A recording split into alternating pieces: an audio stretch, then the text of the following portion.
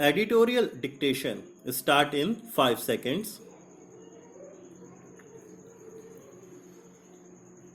Start.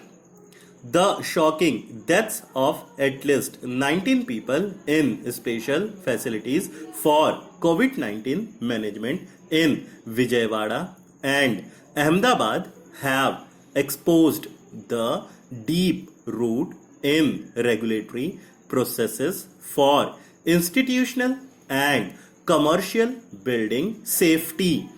While 11 died in the Andhra Pradesh incident where a hotel had been taken over by a private hospital to run a COVID 19 care center, 9 patients perished in the blaze in a Gujarat hospital intensive care unit ICU.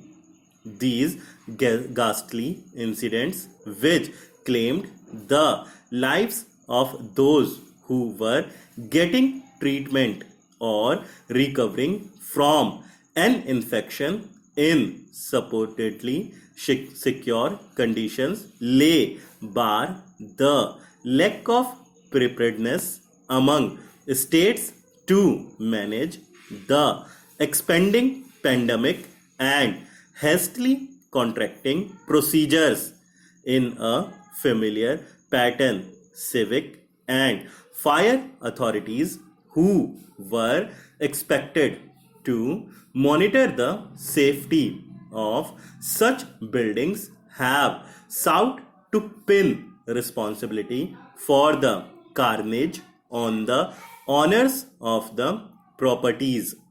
They are being held responsible for failure to obtain a no objection certificate or, in the case of the hotel turned COVID 19 care center, carrying out electrical upgrades for safety.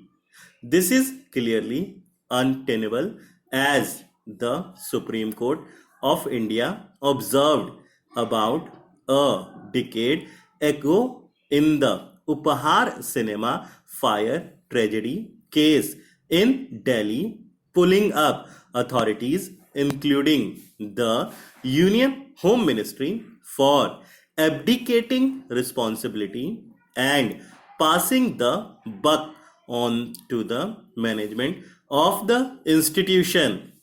In the Ahmedabad ICU blaze, patients expected the institutions to offer the highest levels of safety but suffered as it was ill equipped to fight a fire.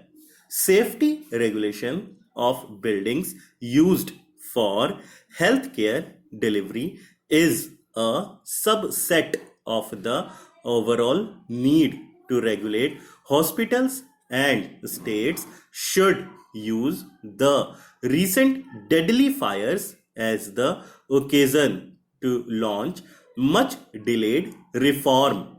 In the absence of safety systems, many died of fire and smoke inhalation, while those who survived had nothing but luck to count on.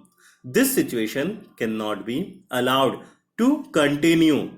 The National Building Code of India, with additional fire safety provisions for hospitals, is the basis for hospital accreditation systems, but these should be made mandatory and enforced in all states. It is smoke alarms and sprinkler systems, among with local firefighting aids, are available. Loss of life can be eliminated. All patients should also be covered by substantial life insurance. Evacuation systems for ICU patients need to be part of the building design.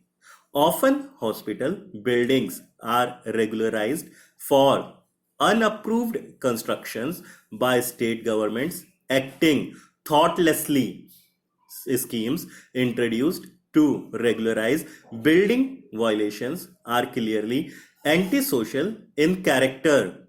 The many files in institutional buildings and their terrible toll should lead to a full inception of all such facilities for safety, with civil society keeping up the pressure on governments to act.